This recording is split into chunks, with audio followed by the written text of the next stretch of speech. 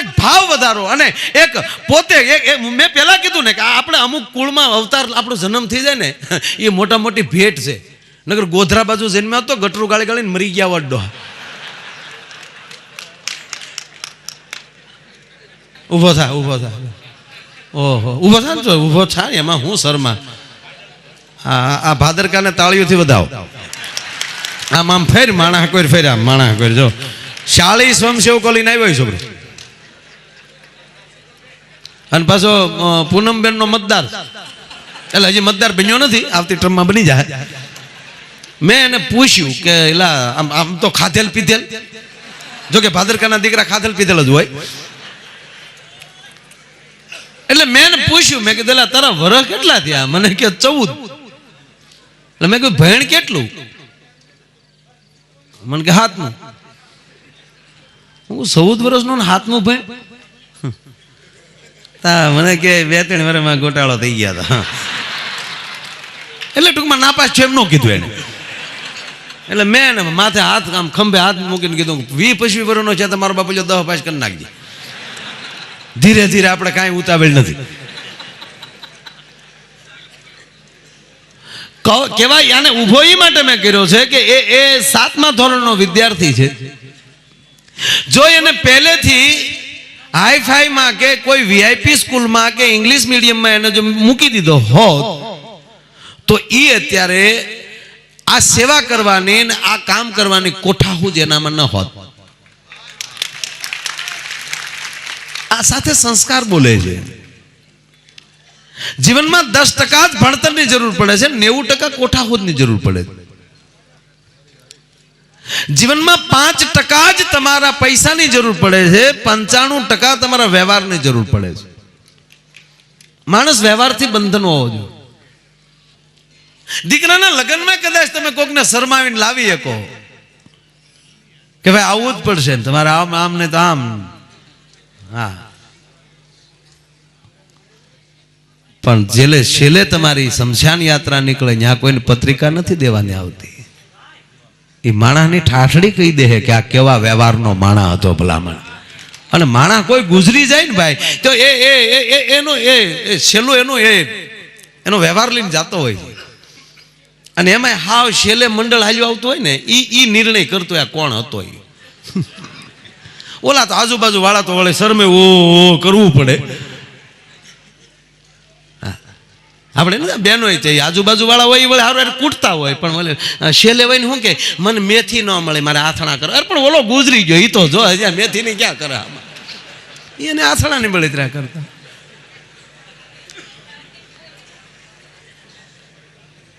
એ શમશાન યાત્રા હાલી જતી હોય ત્યારે એ છેલ્લે જ્યારે જે માણસો જતા હોય એ સાચો નિર્ણાયકો હોય.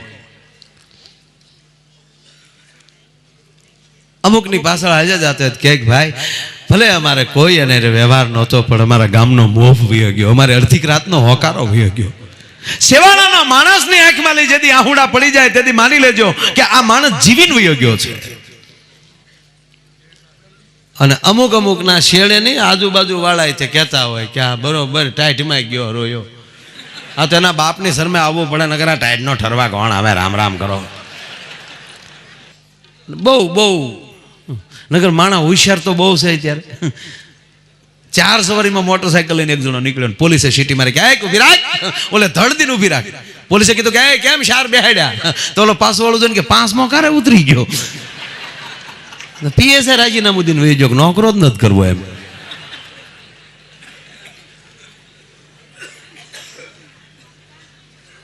હવે હમણાં બેઠા ત્યારે વાત થતી હતી કે અત્યારે સમય છે ને સાહેબ એ બુદ્ધિનો સમય છે.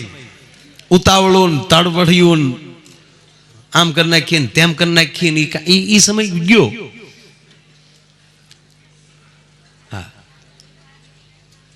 વાણિયો જંગલમાં જતો હતો, વાણિયાનો દીકરો, એ તો બુદ્ધિજીવી ને માણસો. જંગલમાં જતો હતો ને સિંહ આવ્યો તો પડખેલે આયર નીકળ્યો કોક. તો વાણિયાએ આયરને 2 ગાળ દીધી. એટલે આપણે ગાળ ખાઈ, વાણિયાને પાડીને માથે ચડી ગયો તો હાવજ માથે આયરને લઈને વયો ગયો, વાણિયો બસી ગયો. એમ ગમે એમ ઉતાવળ કરીને પાડી ન દેવાય, આજુબાજુ જોવું.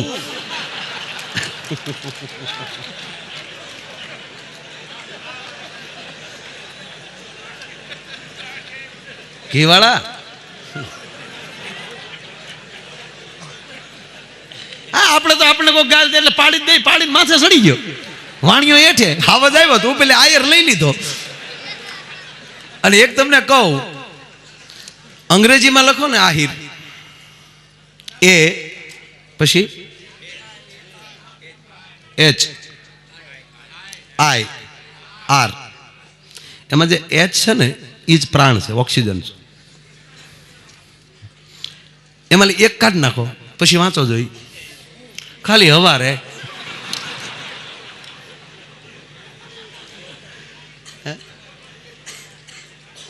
એ જે H છે એ આપણો હરિ છે. હરિ કહેતા કૃષ્ણ છે.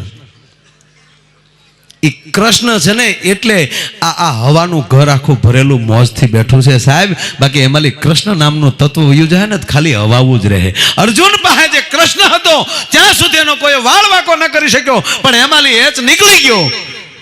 અને આજ દ્વારકાના કેડે જેથી અર્જુન આવતો હતો એનો એ જ ધનુષ વાળો હતો, પણ સાહેબ કાબાઓએ લૂંટી લીધો હતો. શું કામ? જ્યારે કૃષ્ણ હતો ત્યારે કુરુક્ષેત્રના મેદાનમાં વિજય પામી શક્યો, પણ કૃષ્ણ હટી ગયો. કુરુક્ષેત્રના મેદાનમાં એ ભગવાન કૃષ્ણ સામે જ્યારે એમ કહેવાય કરણ આવે છે, અને અર્જુન છે કરણના રથને એમ કહેવાય ઠે ઠે ઠે કરતું જ્યાં બાણ મારે તો એમ કહેવાય હજારો જોજન એમ કહેવાય કે રથનો ઘા કરી દે. પાછો અર્જુન ની સામે કરણ આવીને પાછો લડવા મળે અને પાછો કરણ બાણ મારે એટલે 4 તહુ અર્જુનનો રથ જ્યાં પાછો જાય ત્યાં ભગવાન મુરલીધર એમ કહે છે કે વાહ કરણ, વાહ કરણ, વાહ કરણ. 2 થી 3 વાર એમ કહેવાય કે અર્જુનની હાજરીમાં એ કરણને કીધું વાહ કરણ, વાહ કરણ. અને ત્યારે ફરીવાર પાછો એમ કહેવાય અર્જુનને સંદેહ થયો ને એટલું કીધું કે હે પ્રભુ, હું કરણના રથને હજારો જોજન ઘા કરી દઉં છું, અને કરણ ખાલી મારો 4 તહુ રથને પાછો અડહેલે છે, તા તું એમ કે છો કે વાહ કરણ, તું કરવા શું માગે છે? અને ત્યારે ભગવાન કૃષ્ણએ કીધું કે અર્જુન, તું કરણના રથનો ઘા કરશો ને, ખાલી કરણ અને રથ છે એટલે ઘા કરી દે છો, અને હું તારા રથ ઉપર 14 બ્રહ્માંડનો ભાર લઈને બેઠો છતાંય જો 4 તહુ જો ઘા કરી દેતો હોય તો એ કરણના કવચમાં તાકાત કેટલી હશે. અને હજી જો તારે અભિમાન હોય તો ઘડીક તારા રથ હેઠો મને ઉતરી જવા દે, અને પછી કર કરણનો સામનો તો કહું કે તું કુંતીનો જાયો હાચો. ત્યારે અર્જુન પાછો બે જગ્યાએ તું હેઠો તો ઉતરતો જ નહીં. આમાં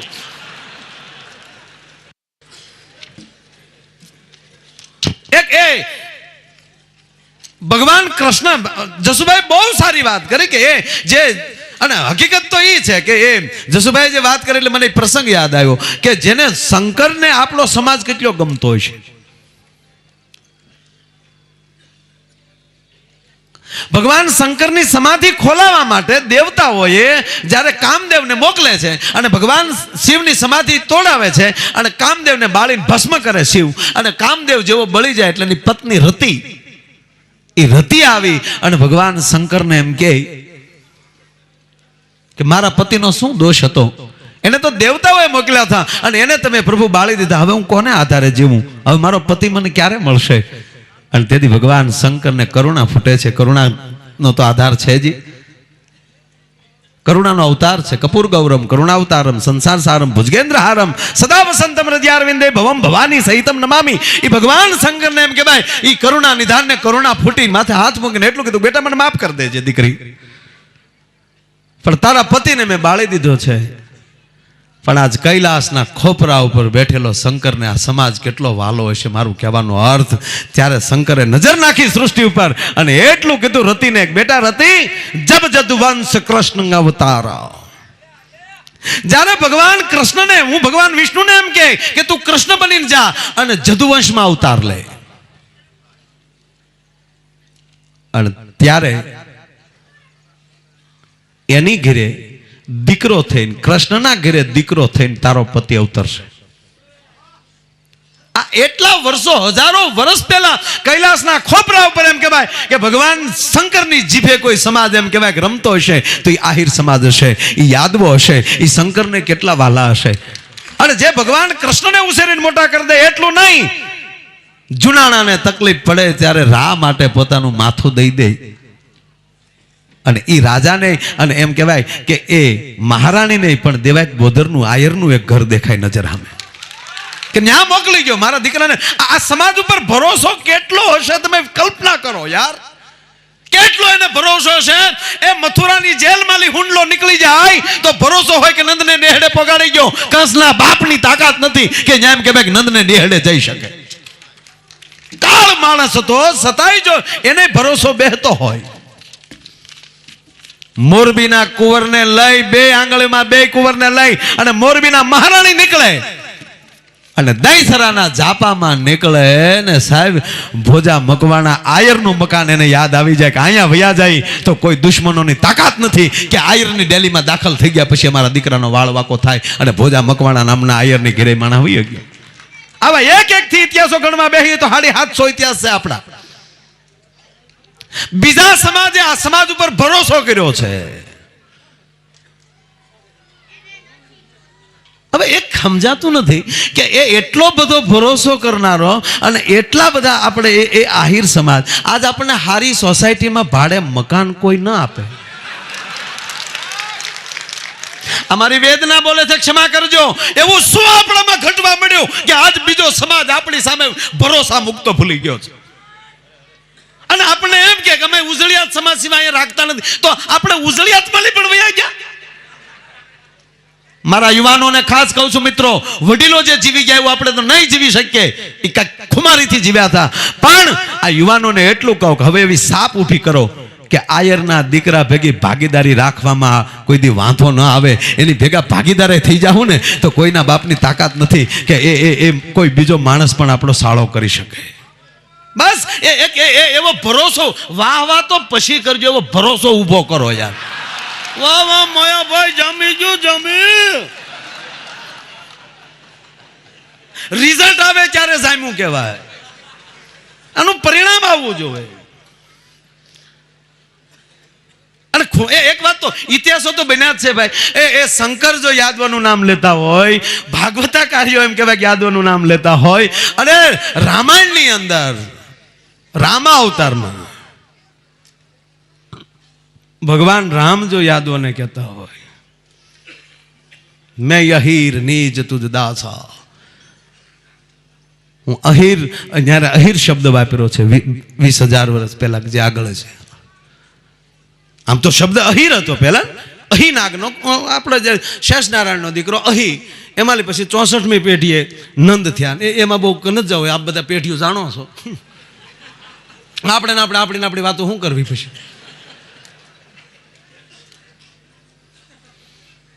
પણ જસુભાઈ કીધું એમ કે એ કડવી ટીકડી તો છે જ, એ નરવી બહુ હોય.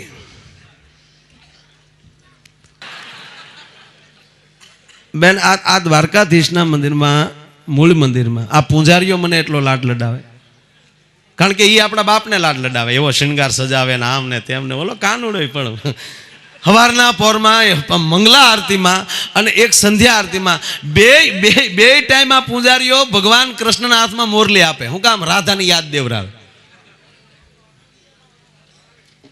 સવારમાં રાધાની યાદ આપે એટલે કૃષ્ણ જાગી જાય અને હાજે પછી રાધાની પાસે યાદ આવે તો એના યાદમાં ઓલો હરખું ખાઈ નો એકે. ગઈકાલે મૂળ વાત એ કરતો તો ગઈકાલે ભગાભાઈ બધા હતા જ. એ ભગવાન દ્વારકાધીશના નિજ મંદિરમાં એની સામે 8 થી 10 પ્રોગ્રામ કરવાનો મને લાભ મળ્યો. આ ત્રીજો ચોથો પ્રોગ્રામ એક પંડિત જસરાજજી આ નિજ મંદિરમાં ગાયું છે. અને એ પછી કોઈ ગાયું હોય તો આ તમારા માયલાએ ગાયું છે સાહેબ, કૃષ્ણની સામે. એટલે કાલે મેં પ્રોગ્રામમાં એમણે વાત કરતા કરતા ભગવાન કૃષ્ણમાં હાથ જોડીને કીધું હતું, બાપ કાલે અમે બધા ભેગા થાય છે. જેવી જસુભાઈએ જે આ કાર્યક્રમમાં કીધું હતું ને એ જ રીતે મેં કીધું કે કાંઈ અમારા દૂષણો હોય તો તું લઈ લેજે, પણ અમને હપ દેજે. અમે અડધો રોટલો ખાઈને જીવી જાઉં પણ અમારા ભાઈઓ વગેરે અમે નહીં જીવી શકીએ એવો અમને તું પ્રેમ દેજે. તારી પાસે અમારે સંપત્તિ નથી જોતી, સંપત્તિ તો તારી કૃપા હશે તો કોકનો કાઠલો પકડીને લઈ લેવું ભલામાં, પણ તું અમને એવો હપ દેજે, એવી કૃપા દેજે.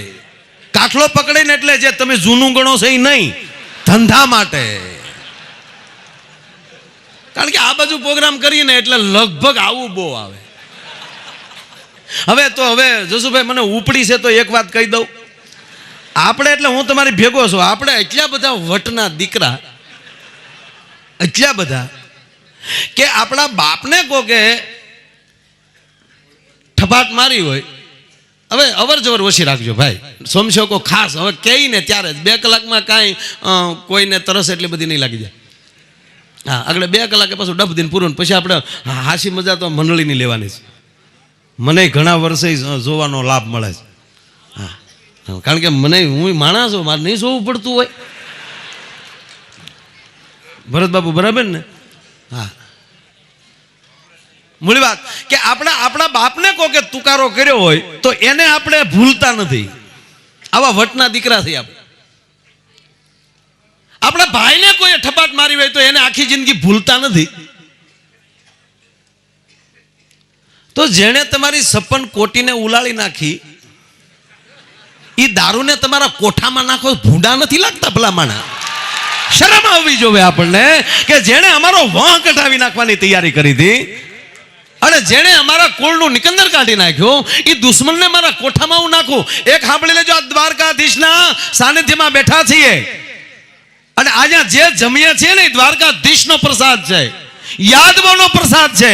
એ હું તમે યાદવો છીએ અને આજ અખતરો કરી લેવાનો, પ્રતિજ્ઞા લઈ લેવાની છૂટ આપું છું તમને, અખતરો કરવાની છૂટ આપું છું કે કોઈને આવા લખણ હોય અને જેણે આ ઠાકોરનો પ્રસાદ જેના કોઠામાં નાખ્યો, એ આજ પ્રતિજ્ઞા લઈ લે કે આજ પછી હું મારો કોઠો નહીં અપડાવું અને 6 મહિનાની અંદર પરમાત્માની 3 ગણી જો પ્રગતિ ન કરે સાહેબ તો હું ગાવાનું બંધ કરી દઉં. આ દ્વારકાધીશ છે ભલા માણસ. એની સામે અહીંયા એવા કઈક વટ લઈને જાજો કે હે કૃષ્ણ, હે ગોપાલ, હે ગોવિંદ, ગૌવા મધુરા, ગોપા મધુરા, વદનમ મધુરમ, હલનમ મધુરમ, ચલનમ મધુરમ, મધુરાધિપતિ રખિલમ મધુરમ. હે કૃષ્ણ, તારું હાલવું મધુર છે, તારું બોલવું મધુર છે. અરે તું ખાલી મોઢું મરકાય હસી તમ મધુરમ, તું થોડુંક હસે તો એમને મધુર લાગે. હે કૃષ્ણ, અને અમે એટલા બધા કેટલા ભાગશાળી છીએ કે જે ખોરડામાં જે ફળીએ તું રમીને મોટો થયો, એ જ ફળીએ અમને જન્મ મળ્યો. આનાથી બધું અમારે તારી પાસે શું માગવાનું હોય ભલામાં? જે ખોરડે તું રમ્યો છો, અડીમાં જશોદાના કેટલા ભાગ હશે ભલામણ. અરે ભગવાન કૃષ્ણ આવી જાય પછી શું ઘટના ઘટે? હવે એક વિનંતી, કોઈ હવે આગળ ન આવે, ધ્યાન રાખજો, નહીતર હવે મારે ઊભા ગાવું પડશે. અને જસુભાઈની સભામાં એક જ વાર ઊભો બોલ્યો, હવે એવું વોટ્સઅપમાં સડી ગયું છે.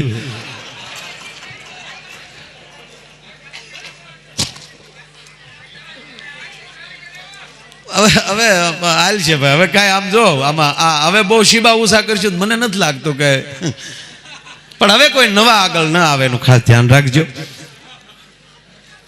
કારણ કે પાછળ બેઠા એને તકલીફ પડે. હવે હું રહેવા જો ભાઈ, હવે ઘડીક હલનસલન ન કરતા. હવે તમે જોવો જામી ગયેલું પીડ્યું હાવ. કારણ કે મને આજ આમ થતું હોય ને કે આજ હું થોડુંક બોલું એમ. આમ તો પરિસ્થિતિ મારી એવી થાય અર્જુન જેવી કે આમાં મારા કાકા, દાદા, મામા, આમાં હું કોની આમું બાણ ચડાવું? પણ એ કૃષ્ણએ કીધું છે કે તમારો ધ્યેય હોવો જોઈએ. અને પાછું શું છે, ભગવાન કૃષ્ણએ શું કીધું ખબર?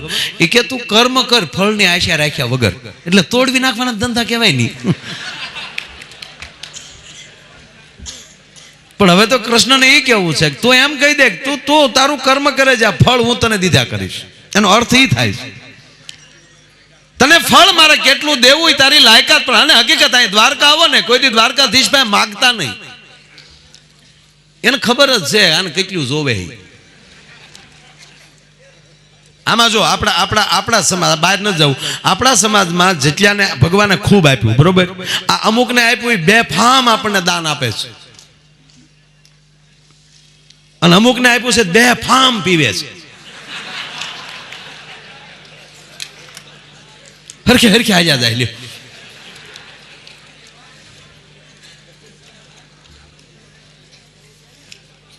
પણ તમે જેવા દાન આપો છો, તમારી લક્ષ્મીને તમારે પવિત્ર કરવી હોય તો એને એક દાન આપો, જેથી કરી અને એ લક્ષ્મી એવી આવશે કે એ સદમાર્ગે જ વપરાશ. કૃષ્ણ પાસે મૂળ વાત જે કરતો તો કૃષ્ણ પાસે કોઈ દી માગતા નહીં.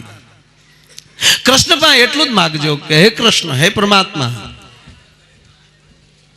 હે વસુદેવ, હે વસુદેવના દીકરા વાસુદેવ, તારી પાસે અમે એટલું માંડીએ દ્વારકાધીશ કે અમારી પાસે જે તું સંપત્તિ દે ને એ કાયમ સમાજ માટે તારા કાર્યમાં વપરાય એવી જ અમને દેજે, નહીતર તું અમને ભૂખ્યા રાખજે. અમારી સંપત્તિથી કોઈના આહુડા પડે કોઈની આંખમાં એવું અમારી પાસે ન કરાવતો. અને ત્રીજી વાત એ છે ભાઈ કે એ તમે એની સામે જાવ ને તો એક્સરે જ લઈને બેઠો છે, કેમેરો નથી એની પાસે. કેમેરો છે પણ એક્સરે જ કેમેરો છે.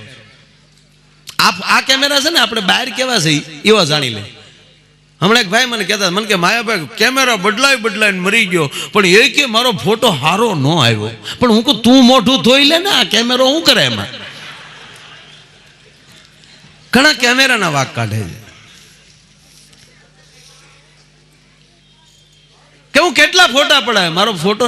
આ દ્વારકાધીશ સામે તમે જાઓ, કાલે વાત કરીને આજ કહું તમને કે એની પાસે માગતા નહીં. આપણો બાળક જે છે એ 6થું ધોરણ પાસ થઈ જાય અને 7મા ધોરણમાં આવે એટલે આપણે નક્કી જ કરી લઈએ કે એને 7મા ધોરણના જ પુસ્તકો લઈ દઈએ આપણે. પણ એ છોકરો એમ કહે કે મારે 12માના લેવા છે, તો તમે લઈ ગયો ખરા? અને 12માના લઈ દઈએ તો એ વાંચીએ કે ખરો? એમ આપણો ક્લાસ વધારો, આપણું ધોરણ વધારો એટલે ઓટોમેટિક મારો બાપ દે કે હવે અમારા છોકરાને આ ધોરણની જરૂર છે, હવે મારે આ છોકરાને આ ધોરણની વધારે જરૂર.